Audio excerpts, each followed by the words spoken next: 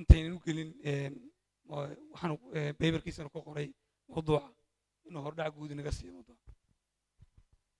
بسم الله الرحمن الرحيم السلام عليكم دمانتين واحد يكون السلام يا سلامة إسلام كسوق قبلياشة ويلش يقبلها داد يرس ويتشا واتكم يا سنتين سيدو كلا حرنتا وسواق يا سنتين برنامج كينا أنا عاود يرد كسارنو سامينتا أما حالة دا سعر برر السومال لان نوع عيتهاي يسيدا يقول سامين الصو مواطنين ترير سومال لان إنه نعاو كوقا دا دقنو ونقول مهد عليا سيدو كلا ولالكي عبد باسد الشيخ بشير oo isaguna shakhsiga daadahaynaya aqoon iyo khibrad badan oo leh arrimaha maaliyadda iyo dhaqaalahana inuu si weydiimo fiican ay u yimaadaan isaguna inoo daadinay waan u mahadnaqayaa walaashay oo banalka nagala qayb galsa Fiime Maxamed Ismaaciil iyadana waan u mahadnaqayaa inta marka laga yimaado caawa waxaynu diiradda ku dul istaagi doonaa xaaladda dhaqan dhaqaale ee Soomaaliland waa noocee sidoo kale waxaynu si gaar ah isku dul istaagi doonaa sicir bararka hadda ka tiray sidee buu nolosha muwaadiniinta Soomaaliland uga dhex tiraa sicir bararkuna khatar intee leeg ayaa uu jiritaanka dawladnimada keen kara sidoo kale waxaynu la wadaagi doonaa samples tusaalayaal sicir bararku inaanu hayn shay yar oo fudud sicirkii badeecadii oo kacay inaanu hayn laakiin uu leeyahay khatar dawladnimada ama bulshada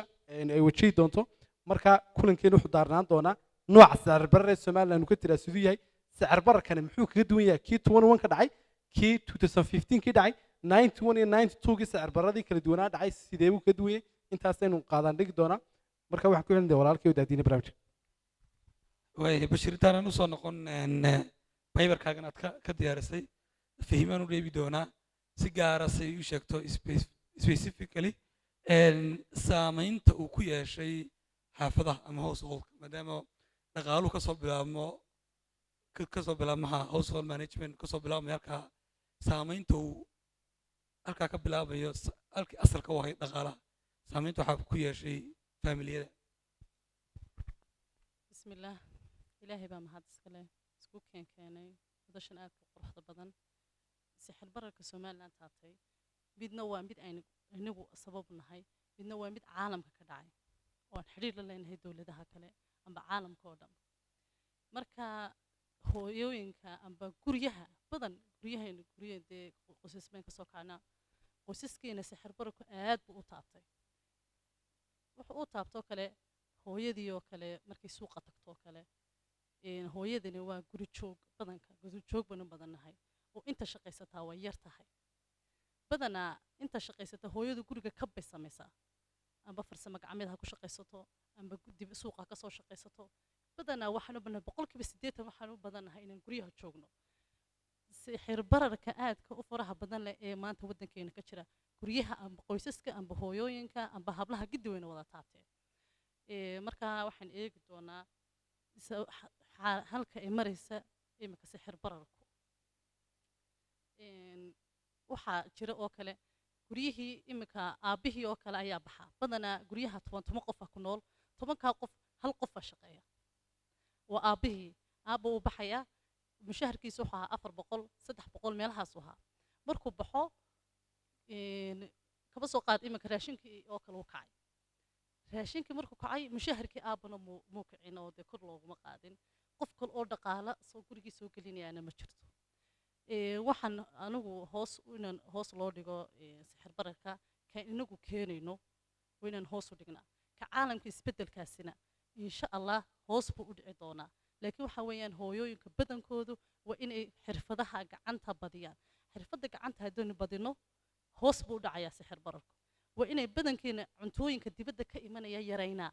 oon isticmaalnaa cuntooyinka wadankeena ka soo baxaya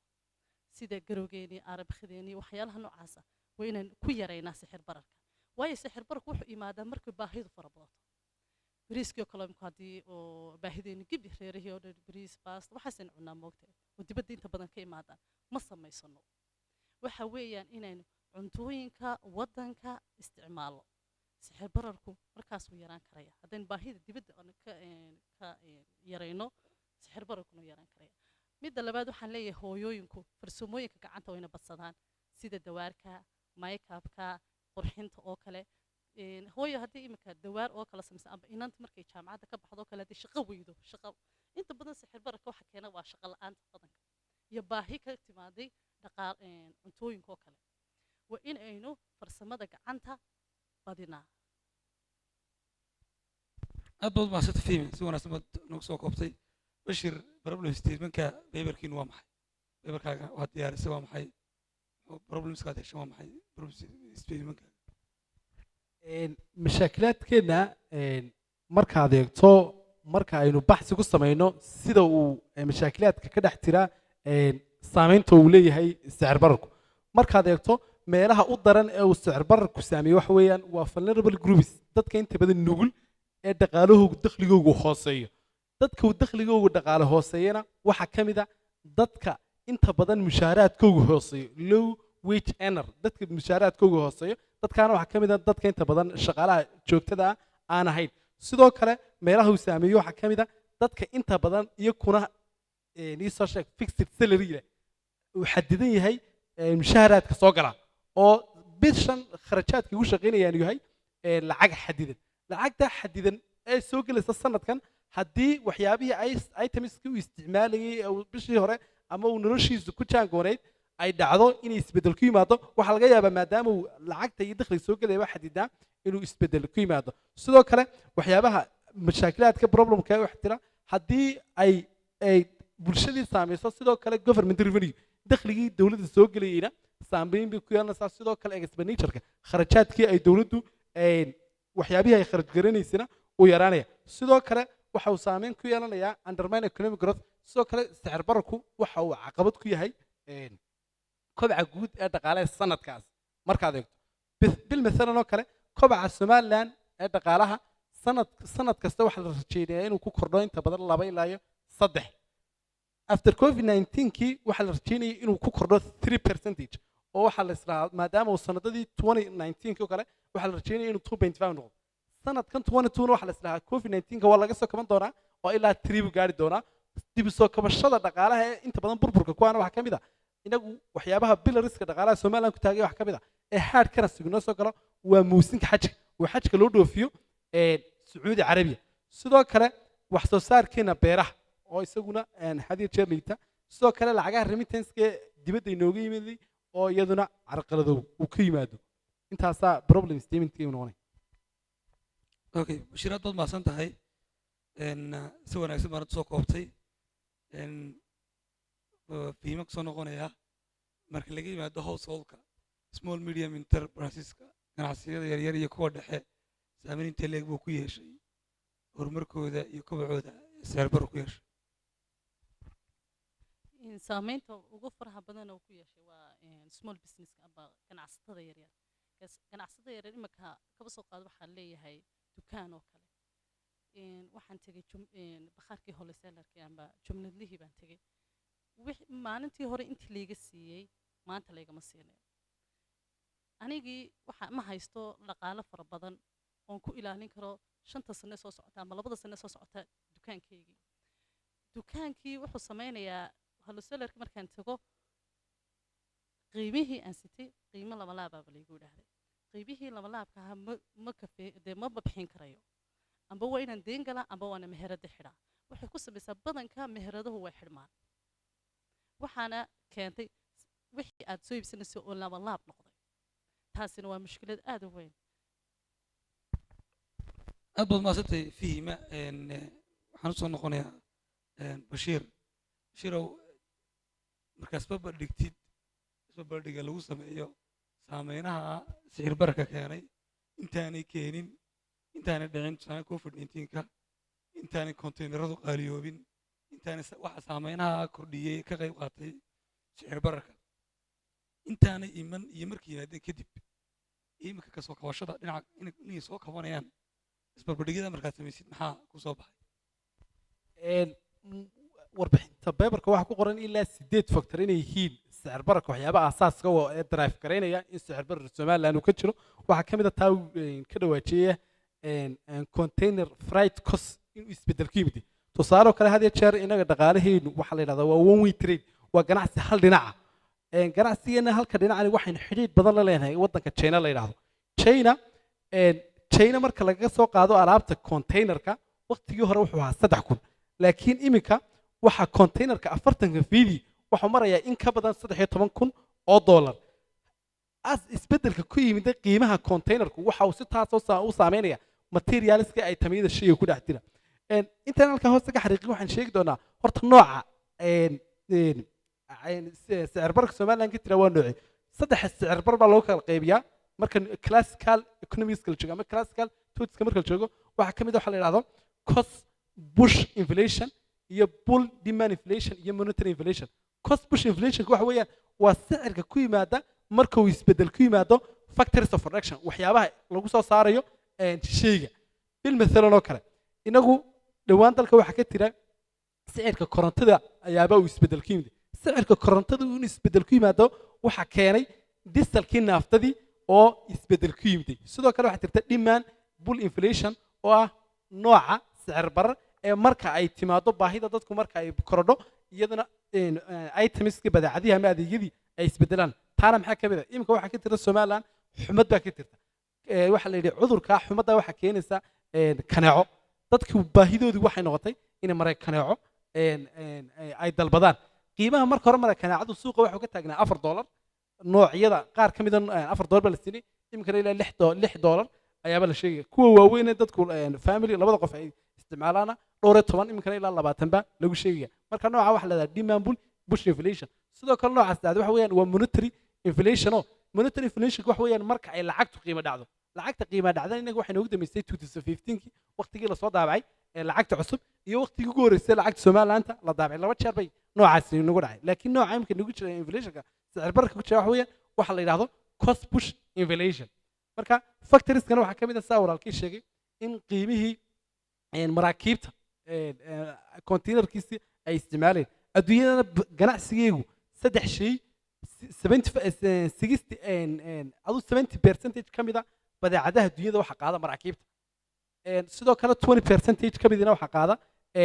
tareenada khadadka dhaadheere sidoo kale diyaaradaha inta badan cargo-ga ayaaba iyaguna qaada inagu marka adduunyada maadaama nolosha ganacsigeena uu yahay one way trade oo adduunyada ku xiran yahay badeecadaha noo soo qaadaan waa maxay waxay noo soo qaadaan waa maraakiibta Soomaaliland mar aha airportyo ay ku degi karaan diyaaradaha xamuulka cargo-iska qaada shixmada yar oo naqnaqan ayaaba inta badan qaadaan aad baad maasatahay Bashiir aan halka haddaan ku sii yaraa ku raacsanahay dhinaca monetary inflation ay keento laakiin Somaliland ilaa 2018 sicirka sarifka xagga sarif barar muu jirin yani sarifku istaagay laakiin sicirkii ahayd in la soo daga saguna sarifka ayaa isagii socda laakiin xagga sarifka la istaajay xaggana problem kala jiro ah xaggan monetary-ga dhibaato kala jirto ah lacagaha Somaliland waxa ugu yar 500 oo shilin imika kasoo 500 lafteeda ay sii baxayso taa macnaheedu waxa weeyaan haddii shay la doonayo in la qaaliyeeyo kor loo qaado waa in 500 kor loo booda 500 oo shilin waa lacag aad u badan weeyaan marka waa in 500 oo shilin la booda marka Soomaaliland waxay baahan tahay in lacag yar loo soo daabaco 10 shilin 5 shilin qadaadiicii loo soo daabaco waayo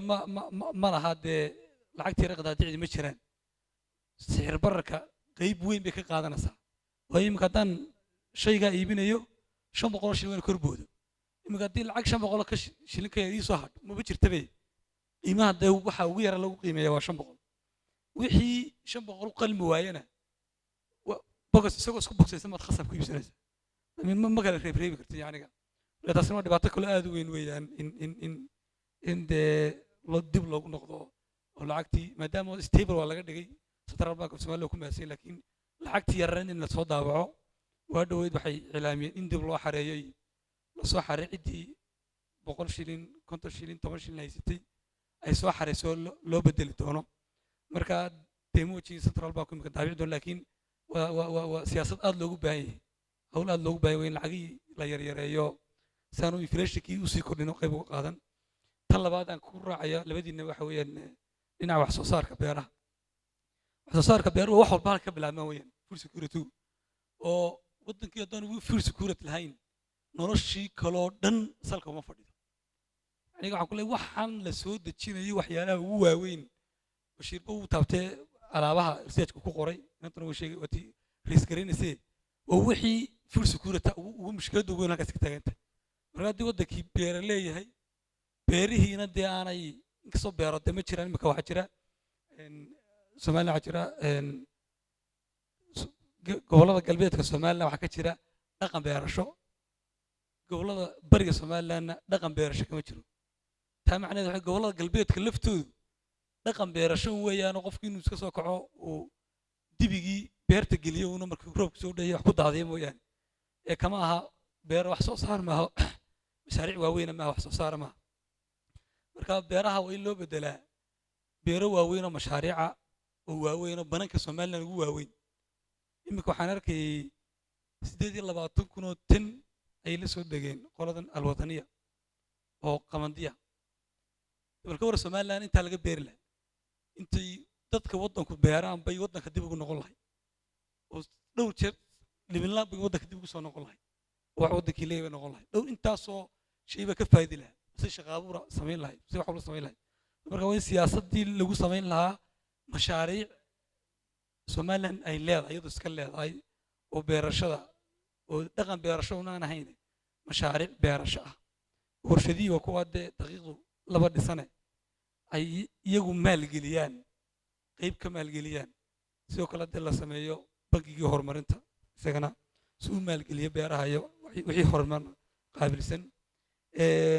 intaanan recommendationkiina u iman Bashiir ku soo dhow taa uu sheegaya agriculture-ka beeraha Somaliland sida buwaagta manhajka Somaliland waxa ku qoran in 20% ay yihiin dhulka ku habboon beer farashada ama in inta badan qodaalka lagu samayn karo Somaliland guud ahaanteeda waxa la beertaa 3% sidoo kale 3% kaasi xilliga qaabka loo beertaana waxa weeyaan waa rate pen waa xilli roobaadka guud ahaan metro week irrigation farm beeraha inta badan waraabka ama beer waraabku sidoo kale Somaliland waxay leedahay ilaa 8 ban 8 agroecological zones hal ban oo banka wajaala ayaa baa tira toddobada kale iyo banka beer la yiraahdo toddobada kale banka saraareed ka giriyaad iyo 4 kale oo kale guud ahaanteeda ma tirto sidoo kale iminka haddaad eegto banka wajaale qaabka loo beero iyo banka tuluguuleed iyo lafaciise ama degmada oo bare iyo wajaale markaad isku eegto qaabka uu yahay uu kala duwan yahay bil midalan oo kale iminka degmada oo bare dhul beereedkayga haddaan dowlad deegaanka soo qaato kale iyo wajaale waa laba zeema dhul beereedka iminka banka wajaale ee dhinaca Ethiopia ama lafaciise waxa laga beeraa waxa la yiraahdo heeda iyo qamadiga laakiin inaga bankeena waxa laga beeraa garow iyo soo sheeg xarbaqi waxay ugu yaraan hadii la doonayo maanta warshada imiga sheegaysa berbera ku taalo kale in laga beero qamadiguuna inta badan wuxuu baxaa 3 bilood ee roob ku jiro iminka dowlad deegaanka oo dhan iyo Ethiopia warshadaha ku yaala daqiiqda Ethiopia meesha looga soo saaray wax weeyaan waa banka awbare oo ay isku mid yihiin banka wajaale oo dhulka waa zoonka awn ma tirto imiga banka beereed iyo banka la yiraahdo giriyaad kala saraaro kale guud ahaan maynaan beeran inaynu beerano wajaalana cidayna bartay waxay Ingiriiska 1930kii ayaabaan dhulka la beeray inagu inta badan maxay noqonay meelaha yar biyaha iyo daad bareenka baatiri sidii markaa loogu guuro ugu yaraan waa inaynu samaynaa food security suu jiro waa in la beerto beeraha dhulka la barto walibana waa in laga guuro qaabkii old version ama traditional farmskii ee ahaa in la quuto xilli roobaadka waa in dhulka biyaha ku jira la soo saarto waa in sidoo kale greenhouse-yada iminka Somaliland haddii la yiraahdo wasaaradda beeraha iyo wasaaradda maanta Taiwan oo kale productionka labadaas soo kala saaraan Taiwan baa ka fiican waxa laga yaabaa markaa in tayadii iyo dadkii ku habboonaa iyo cilmigii ay fahansayn inaga inta badan waxa hooseeya waxa la yiraahdo human capacity HDI-geenu waa 0.35 sida wasaacada halshir maanta dhintoola barnaamijka ka sheegay marka in aynu beeraha dhaqanka beeraha farashada xoojino waa shay kaliya ay noo sababay inaan isku filnaasho iminka dalka la yiraahdo Ukraine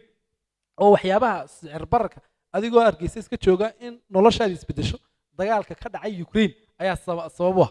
maanta dhammaan inagu waxaynu wada jecelnahay waxyaabaha inta badan macaan ama daqiiqduna waxa weeyaan waa shayga inta badan laga sameeyo waxyaabaha inta badan aynu isticmaalno waana shayga afraad ee ay Soomaaliland la sadegto marka maxaan u baahanahay waa in waxyaabaha inta badan beeraha aynu dhiirigelino sidoo kale aqoonta shayga la yiraahdo tiknoolajiyadana ay la jaan qaadeen imka drones waxa jira lagu waraabinayo drones lagu la dagaalamayo ayaxa waxaas oo dhan aqoonteeda waa inaan barano aad baa mahadsantahay bashiir fahima maxaad intayna gudbi su-aalaha maxaad tala soo jeedinaysaa waxaan tala soo jeedin samaynayaa waa inay haweenku dhaqaalaha guriga oo kale kab sameeyaan sida farsamada gacanta mar horena waan sheegay iminkana waan ku celinayaa bulshadu waa inay doorkeeda ka ciyaartaa amba ay doorkeeda ka istaagtaa sida in sixir bararka hoos ugu dhigi lahayn dowladda oo kale ganacsatada oo kale saddexdaba waa saddex dhadhaar deriga oo kale waxaa kariya markii dhaqankeenii oo kale saddex dhadhaar weeyaan dherigaa saddexdaa dhadhaar waa bulshada ganacsatada iyo dowladda saddexdeenaasiba wayna iskaashi samayna iskaashi markaan samayno wayn ka baxaynaa qoys ahaan amba dumar ahaan waxaan leeyahay amba habla ahaanba waa inaynu xirfadiina kor u qaadnaa waa inaynu aqoontiina kor u qaadnaa marka waxaa hoos u dhacaya sixir bararkii taas ayaan anugu tala soo jeedinu leenahay waxaan ka soo socdaa somaliland gereres hub baan ka socdaa waxaanu bixinaa farsamada gacantaanu bixinaa insha allah kor baan doonaynaa inaan habeen iyo maalin waxaanu doonaynaa inaan kor u qaadno somaliland oo dhan hablaha ku nool iyo hooyooyinka ku nool insha allah aad baad mahadsantahay fahima bashir adiguna maxaad tala soo jeedinaa faybarkaagii iminka aad soo waxyaabaha aynu u baahannahay in si aynu uga gudubno u nuglaashiyaha external factorska waxyaabaha arrimaha dibadda inaga imanaya had iyo jeer inagu waxaynu nahay dal u nugul saamayn dibadda ka imanaysa tusaale oo kale haddii maanta uu sacuudigu uu go'aan qaato inuu xoolaha somaliland joojiyo oo go'aan sacuudiga lagu dhex gaaro waxau toos saamaynaya nolosheena haddii india si ay go'aan qaato saamayn bay ku yeelanaysaa haddii dubay ay go'aan qaato saamayn bay ku yeelanaysaa haddii yurub ama america go'aan ay qaadato saamayn bay ku yeelanaysaa markaas si external factorska dibadda aynu ugu nugaalno waa inaynu xoojinaa wax soo saarkeena gudaha wax soo saarkeena gudahana waxaa ugu horreeya beera kale intaan la gaadhin waa in ugu yaraan 8 ban ay somaliland ilaahay siiyey in la beero sidoo kalena waa in loo guuro irrigation farmska beeraha inta badan waraabka ah sidoo kale waxyaabaha inagu qaniga ku nahay waxaa ka mid ah ugu yaraan haddii xataa beeraheena la kordhiyo waxaynu qani ku nahay livestock exportigana inaynu aad u kordhinay waxa inaga dhimi lahayd trade deficitka isdhinka ganacsiga somaliland ka tiri somaliland sanadkii waxay dhoofisaa adduunyada waxay trade deficitka waxa weeyaan 2.3 billion somaliland ayaabaa jira adduunyada waxaynu wax kaga soo gadanaa lacag lagu qiyaaso 2.7 billion dollar 2.7ka waa dhiigbax dhaqaalaha waxa inoo bartaageera ama inoo kafeeya oo ugu yaraan inaga dhiba culayskaasi waa lacagta aynu ka helno xilliga xajka ugu yaraan ganacsigeenu wax dhoofintina wuxuu ku tiirsan yahay single world market hal suuq ugu yaraan markaa waa in dowladdu ka shaqayso sidii xoolaheena loogu helaa suuqyo kala duwan tusaale cumaan waa in loo dhoofiyaa masar wadamada ilaahay u dhiibay xoolaha waa in hantida haysta waa in loo dhoofiya sidoo kalena waa inay dowladdu adkayso siyaasadaha ay ku wajahaan dhaqaalaha iyo ganacsiga si loo gaashaanto sicir bararku maadaama uu had iyo jeer yahay shay multiplier effect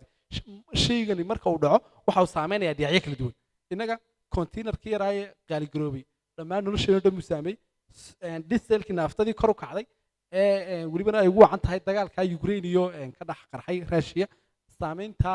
si ay looga yaraado ugu yaraan markaa waa inaynu xoojinaa siyaasadaheena ku wajahan dhaqaalaha iyo ganacsiga sidoo kalena waa in la sameeyaa tiimka uu ka dhawaajinayo banka beeraha oo ugu yaraan bank investmentii ku sameeya la helo sidoo kale waa in la taageero ama cid kasta oo wax soo saarka beeraha maal gashanaysa liisankeega iyo ruqsadeeda la waxeeyo sidoo kalena dowladdu waa inay ka guurtaa nooca iyadu wax soo saaraysa beeraha banka wajaala iyo banka beeraha qodanaya odhanaysa waa in la taageero dadka muwaadiniinta marka la taageero waa in dowladdu ka shaqeyso suuqii siday u helayeen marka inahaasaan ku jooji aad baad mahadsantahay bashiir xagga life stocka somaliland weliba inagoon ka shaqaysiin oo suuqyo badan oo doonina hal suuq ku xidhan sacuudiga ku xidhan xoolahayna ku xidhan yihiin haddana xoolaha laftooda added value inaynu samayno shaygiiyo duuduuban baynu rabnaa laakiin shayga inta neefka dee shaymaa neefka xoolaha intaas oo qaybood iyadoo loo kala saarsaarayba aynu dhoofi karaan haddii dee aynu haysano waa infrastructurekeedii iyo tallaagadaheedii iyo garoomadeedii iyo ay inoo diyaarsan yihiin marka idinka idinku soo wadeejinaya wixii comment iyo su-aal aad haysaan ee idinku soo dhaweynaya. magacaygu waa Khalid su-aasheedu waxay daaran tahay wax soo saarka dalka su-aasheedu weydiinaya waxay tahay wax soo saarka dalka sidaynu kor ugu qaadi karnaa se maxay tahay waxyaabaha laynooga baahan yahay inaynu kor u qaadna loo baahan yahay wax soo saarka dalka. su-aasheedu weydiinaya waxay tahay loo keli markaa maanta waddankeena laga hadlayo waxaan nahay waddamada lagu liskareeyo ama lagu magacaabo LDC-ga ama Listy Developing Countries-ka. haddaba iminka haddaad booqato page-ka amba website-ka World Bank-ka amba waddamada laga sameeyey dhammaan waxaa ku liskaraysan waddamada caalamka ka jira iyo sidoo kale dhaqaalahooga. Somaliland markaad ku aragto waxaa ka hor qoran qoraal ah wax information amba wax warbixin ah lagama hayo. haddaba economic system-ka amba waddanka dhaqaalaheena runtii wax maanta transparency investment ma laha. haddaba marka laga hadlayo su-aasheeda aan soo daadegay infectious materialska marka laga hadlayo amba waxyaabaha ugu badan ee maanta aan isticmaalno waxaa ka mid ah roodhidoo kale. imika roodhida xaafad walba waa laga helayaa maanta. haddaba marka laga hadlayo sidoo kale classeska iyo sidoo kale dadku dabaqado kala duwan oo kala sareeya runtii ay leeyihiin oo taana waxaa go'aamiya runtii economiga iyo dhaqaalaha. haddaba marka laga hadlayo ninkii ganacsadaha markuu ka shirayo runtii roodhidii oo ah runtii bahalka ii sheeg wax yaroo runtii laga jebin karayo maanta dadkeenna miyaanay meesha ka maqnayn roolkii dowladdu. waxaad moodaa runtii inay su-aasheedu daba socota su-aasheena ka maadaama dowladdu ay tahay cidda iska xidha baahida loo baahan yahay iyo sidoo kale ciddii baahida buuxin lahayd. su-aasheedu waa inta. laba su-aalood baan qabaa oo ku socda Bashiir. markaad ka hadlaysay waxyaabaha drive gareeya inflation waxaad sheegtay inay ka mid tahay isbeddelo ku yimid nidaamka exportka Ethiopia iyo nidaamkaasi saameyn ku keenay inflationka Somaliland. halka faahfaahin naga siisid waa su-aasha koobaad. waa maxay macnaha isbeddelka ku yimid saameynta leeg buu keenay maxaa jawaab oo laga bixiyay amba response oo xaggeena amba dowlad ka falcelin amba ganacsato. marka taas waa su-aasha koobaad. su-aasha labaadna waxa weeye gabagabada qoraalka waxaa ku qoran policy recommendationska in la horumariyo electricity infrastructure. waddanka dhaqaalihiisu yar yahay lacagta exchange rate-ku uu unstable yahay lacagta soo gasha iyo expenditure-ku uu hoos u dhacay COVID-19-kii dabadii. sidee maxaad exactly looga jeedaa marka leedahay infrastructure in la horumariya? isku jira waxaa jira waddamada caalamku waxay u kala horumarsan yihiin sida ay u controleen ama uu yar yahay gargaarada uga imaada dhinaca dibadda. marka ma la odhan karaa sababta ugu weyn ee sixir bararka waddanka uga jirta waxa weeyaan gargaarada inooga imanaya dibadda kuwaasoo dee aan wax faa'iido oo badan inaga inoo yeelan karin siba ahaan inagu noqonaysa inaga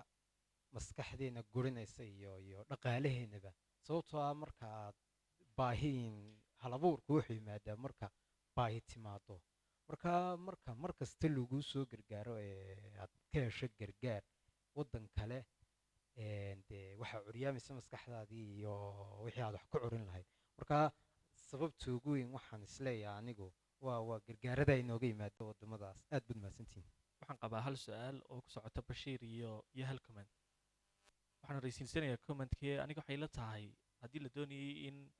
aynu xal u helno sixir bararka u malayn maayo inay dowladdo keligii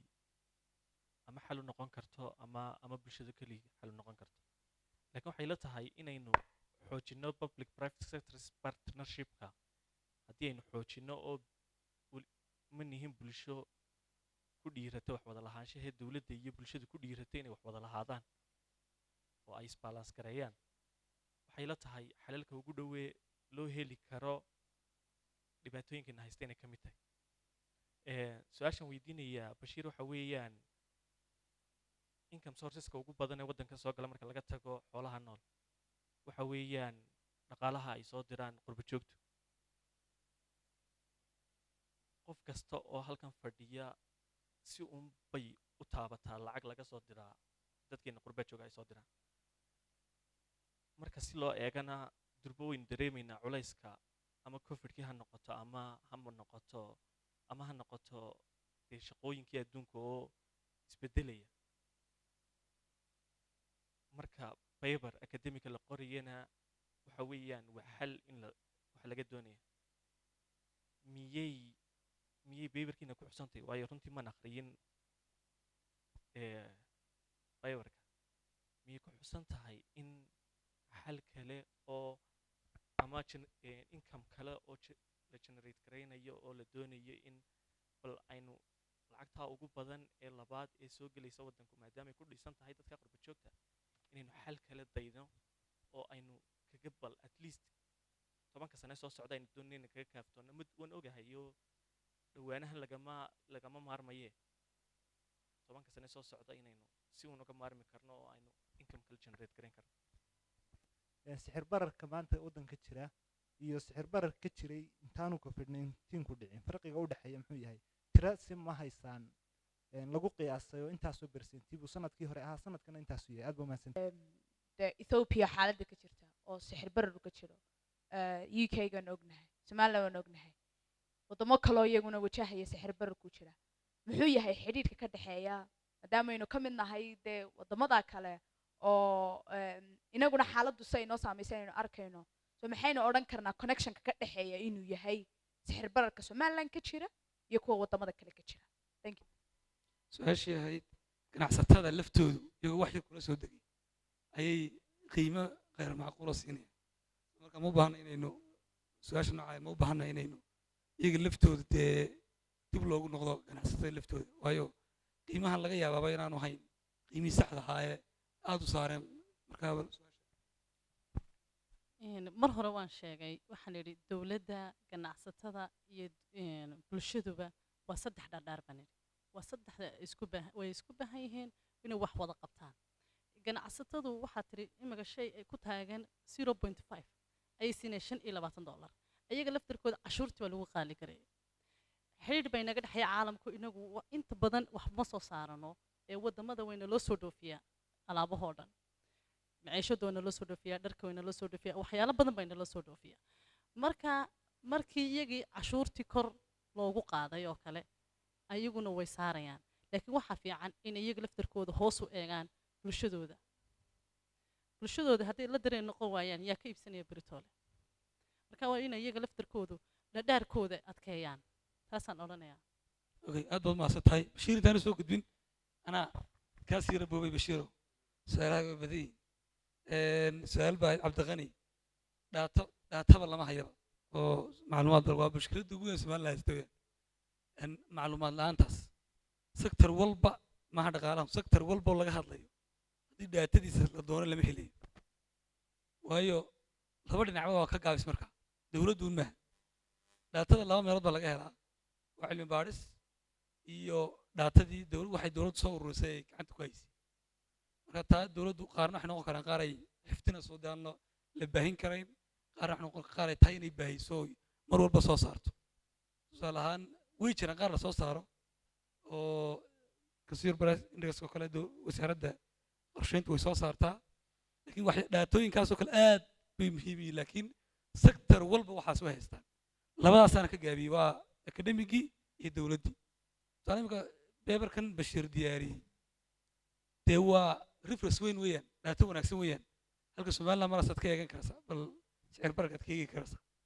sidoo kalena haddii dee adiguna aad diyaarisid qofka kalena diyaariyo qofka kalena diyaariyo iyadana waa dhaato waa la helayaa marka labada dhinacba way ka gaabis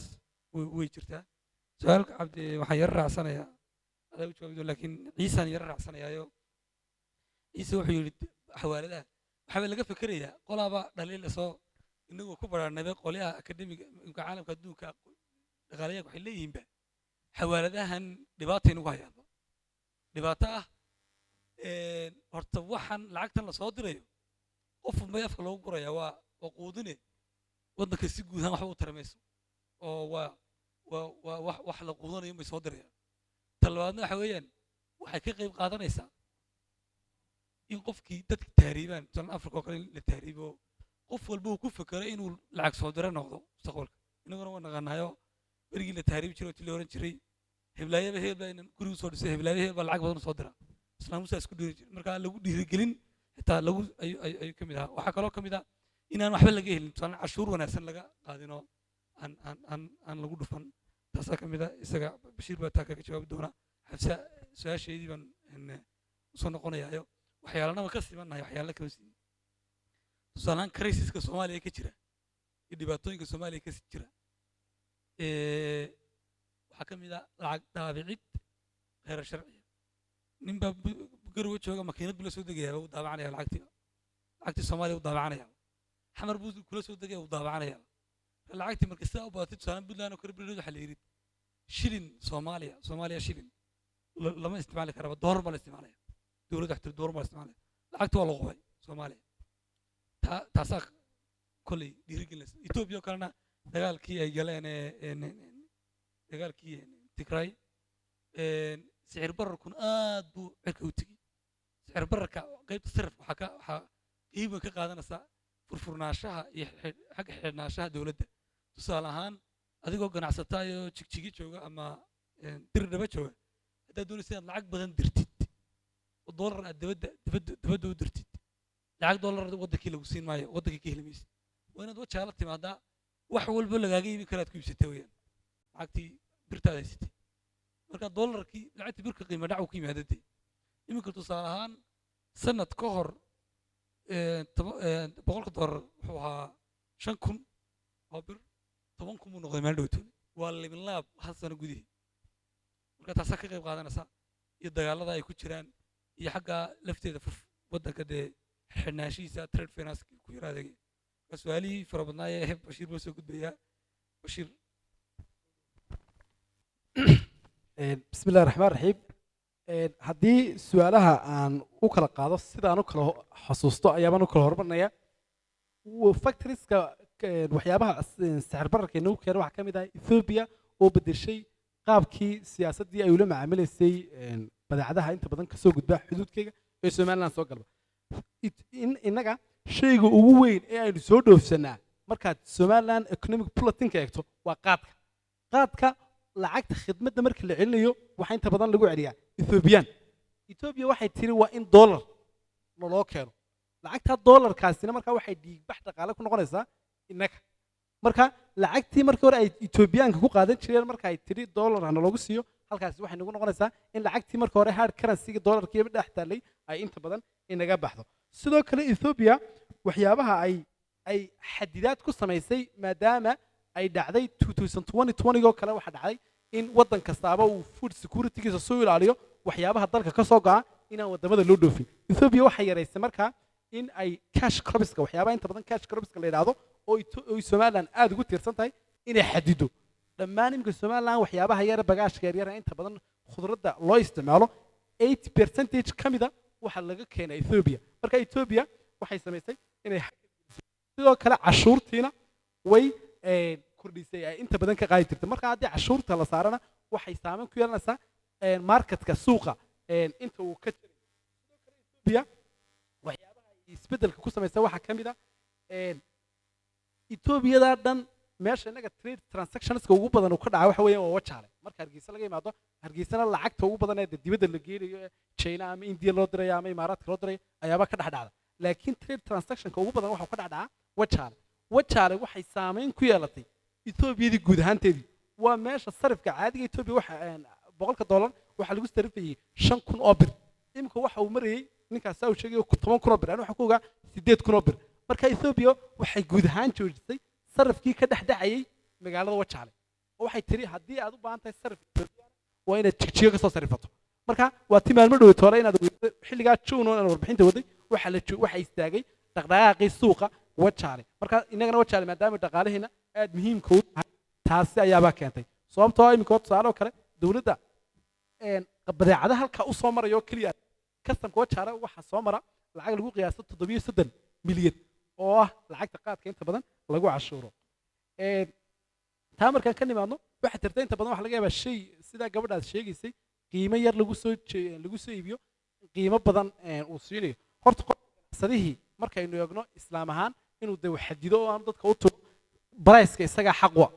isaga jaan goynaya inta badan laakiin dowladdu siyaasadda ay ku maalayso waa inay tirtaa invisible ahaan gacan aan muuqan waa inay ku yeelataa gacantaa muuqan waxay keenaysaa in la xadido guud ahaan inaga ma tirto wax la yidhahdo market basket oo ah shayada aasaasiga ah ee ay laga maarmaanka tahay inaan la kordhin karin iminka waxa laga yaabaa haddii maanta ay wax ganacsato way kordhinayaan laakiin Ethiopia ama Mareykankaasi waxyaabaha inta badan essential communitieska waxyaabaha nolosha dadka lama kordhiyo xiriirka ka dhaxeeya adduunyada iyo Somaliland iyo Ethiopia muxuu yahay connectionka isku xidhaya dhaqaalaha adduunyada dhowr wadan haddii ay hindisaan baa la yidhahdaa dhammaan adduunyada dhan way wada hindisaysaa bil mathalan oo kale Mareykanka hadduu wax ku dhaco adduunyada oo dhan ayaabaa saameyn ku yeelaya maadaama lacagta adduunyada la isticmaalayo dollar sidoo kale wadamada Yurub iyo wadamada China iyo Russia waa afarta wadan ee ugu dhaqaalaha badan leh haddaba dhibaatada imika adduun guud ahaan sicir bar baa adduunyada ku jira waa markii koobaad marka laga imaado 1980kii oo markii sicir barku halkii ugu sareysay gaadhay adduunyada markaad global inflation rate eegto 7.5 markii ugu dambeysay marayay markaad eegto waxa ugu muhiimsan waxa weeyaan waa shidaalka noocyadiisii kala duwana ruushku waa wadanka marka laga imaado duul khaliij waa wadanka labaad ee ugu xooga weyn waxa uu sabalay gareeyaa wadamada China wadamada maxaa la yidhahdaa Yurub uu ka joojiyay marka uu Yurub ka joojiyo sidee buu saameyn ugu yeelanayaa Soomaaliland ama Ethiopia inta badan sida ninkaas sheegay inaga waxa wadamada Yurub iyo inooga timaada Mareykanka lacag lagu qiyaasay 1 milyan ilaa iyo 1.3 billion Central Bank inta uu sheegay lacagtaasi wax weyn waa lacagta dalka qaboojisa waa lacagta qoys kasta looga soo diro marka qofkii inta badan ka shaqaysanaya Yurub marka ama shaqaale dhimis lagu sameeyo ama dhaqaalihii wadamadaasi isbedelo waxay toos ugu yeelanaysaa inaga marka waxa ugu muhiimsan waa shidaalka iyo sarreenki oo ah wadanka basketka u ah ama wadanka ugu weyn ee laga dhoofiyo muxuu ahay laga soo saaro waa qamadiga waa wadanka Ukraine dagaal baa lagu qaaday maadaama Ukraine dagaalka lagu qaaday dhammaan wadamadii warshadihii soo saarayay waxyaabaha qamadiga laga sameeyo dhanna saameyn bay ku yeelanaysaa wata shirkadeeni ugu weyneed ee dhawaan la sameeyay looga soo qaaday qamadiga Ukraine marka qabadigii ama caqabada ku timiday waxay si guud ahaan u ruxday dhaqaalaha adduunyada oo marka horeba la kulmay cudurkii COVID-19 su'aalaha waxaan xasuusanay Somaliland sida kaliya ay samayn kartaa hal bolo sibay isticmaashaayo cashuur dhaaf unbay yarsanaysaa wax kale oo ay samayn kartaa ma jirto oo mana xadidi karto oo waxay ugu yaraan market basket inay samayso ugu yaraan waxyaabaha la xadidi waxyaabaha laga maarmaanka ah haddii la kordhiyo ogolaasho loo qaadanayo marka la isla eego tusaale kale maalmihii dhaweytoole markii korontada kor loo qaaday Somaliland maxaa la yidhi waa la isla eegay wixii macquulka ayaabaa la sameeyey marka haddii la samayn lahaa fixed rate waxyaabaha laga maarmaanka tusaale waxyaabaha aynu isticmaalno kale waxyaabaha nolosha quutul daruuriga ama waxyaabaha inta badan serviceka adeegyada laga maarmaanka marka kuwaasoo kale waa in la kordhiyo wixii markaan ka tegey xaajiga ay sheegi doonaa bashir aad ma shatay suhayb baa su'aal iyo Mustafa marka suhayb waxay ahayd aidka wuxuu nagu samayn karaa inuu maskaxdeena fadhiisiyo lacagtan horta hay'adaha caalamiga ah iyaga u baahanba in laga joojiyo in lagu dhaho naga daaya oo way ku mahadnaqayaan 10 jeer bay ku mahadnaqayaan dadku dhahay naga daa lacagtii naga deystay marka waxaan ay ku siinayaan aday kugu xidhan tahay saad u qaabaysid adoo koodna ka qaadanaya inaad kuwaagana cariso oo aad xoolaha dhiirigeliso wax soo saarka dhiirigeliso wax soo saarka kala duwan dhiirigeliso kalluumaysiga dhiirigeliso xaggana aad toodi ka qaadato aday kugu xidhan farid waxaa la yidhi nin jeebkiisa wax kaa siiyey nin dheh nin jeeb nin kale wax kaa siiyey nimayaal dhow ayaa maamaaday marka adigoo tanna ka qaadanaya haddaad taadiina ka shaqaysiisid inagina ku xidhan tahay laakiin iyagu wayba u baahan yihiin wax ka nasiyo ku dhaha nagadiisa lacagta way ku mahadnaqayaanba lacagtoodan waxay ku bixiyaan haddaad eegtid waddan ishagaajiyo isnidaamiyey oo isbixinaya ma siiyaan wadamada ugu crisis-ka ugu dhibaatooyinka badan bay siiyaan marka intaas bay raalliga aad adeen waxay loonay aad baad mahadsantihiin paneliiskan aad bayd ku mahadnaqa bashiir iyo fahmi aad iyo aad baad mahadsantihiin